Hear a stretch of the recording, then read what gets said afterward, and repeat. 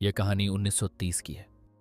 दक्षिण अफ्रीका की किम्बरली खदानों की गहराइयों में एक खान में काम करने वाला मजदूर इलियास कुछ असाधारण खोजता है।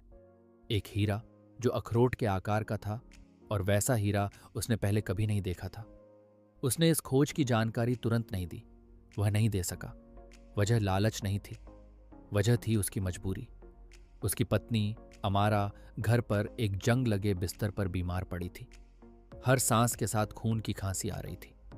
स्थानीय डॉक्टर ने कहा था कि जो दवा उसकी पत्नी को चाहिए वो यूरोप से मंगवानी पड़ेगी, और उसकी कीमत इतनी थी कि इलियास अपनी पूरी जिंदगी की कमाई भी लगा देता तो भी वह दवा नहीं खरीद पाता।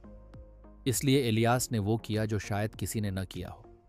उसने उस हीरे को छुपा लिया। उसे नहीं पता था कि वो हीरा कोई साधारण हीरा नहीं था।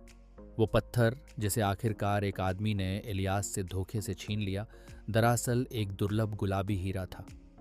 दुनिया के सबसे शुद्ध रासायनिक प्रकारों में से एक। ऐसे हीरे अरबों सालों में बनते हैं, धरती की सतह से 100 मील नीचे, बेहद दबाव और गर्मी में। फिर ज्वालामुखी विस्फोटों के जरिए ये ऊपर आते हैं, प्राचीन चट्टानों को चीरते हुए। लेकिन वो हीरा ही एकमात्र चीज नहीं थी जो दबाव से जन्मा था।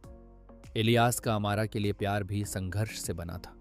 वक्त ने उसे तराशा था, गरीबी के वर्षों ने उसे मजबूती दी थी। जैसे अमारा के गले में लटका क्वार्ट्ज क्रिस्टल, जिसे वह विश्वास करती थी कि यह ऊर्जा और उपचार शक्ति को बढ़ाता है। अमारा हमेशा उसकी ताकत रही थी। वह पत्थरों की शक्ति में विश्वास करती थी। कहती थी, ये पत्थर चीजों को याद रखते हैं, जैसे धरती खुद अपनी यादों को संजोए रखती हो। जब इलियास ने आखिरकार हीरा बेचने की कोशिश की तो एक खरीदार ने उसे धोखा दिया। उसने खदान मालिकों को इसकी सूचना दे दी। इलियास को गिरफ्तार कर लिया गया, हीरा जब्त कर लिया गया, और अमारा की मौत 2 दिन बाद हो गई। कहानी ये कहती है कि वो हीरा शापित हो गया, क्योंकि वो प्यार से जन्मा था, लेकिन उसे लालच ने छीन लिया।